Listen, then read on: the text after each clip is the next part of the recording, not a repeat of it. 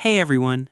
In this video, I'm going to show you how to view your Microsoft Defender protection history on Windows 11.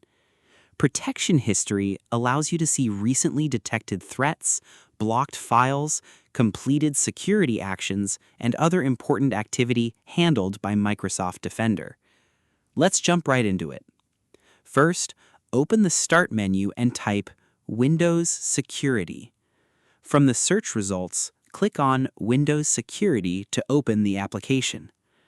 Once the Windows Security dashboard opens, look for the section called Virus and Threat Protection. Click on it to continue.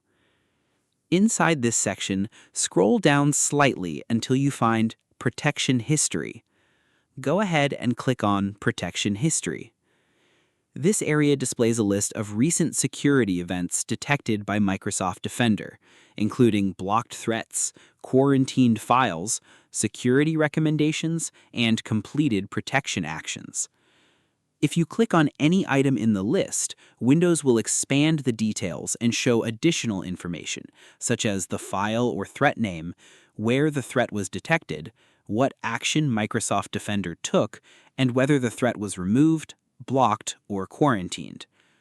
Each drop-down item provides more detailed security information, making it easier to understand what Defender detected and how your computer was protected.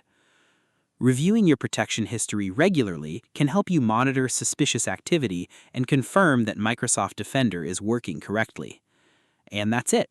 You've successfully viewed your Microsoft Defender protection history in Windows 11.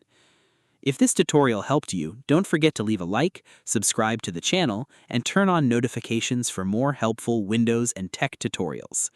Thanks for watching, and I'll see you in the next one.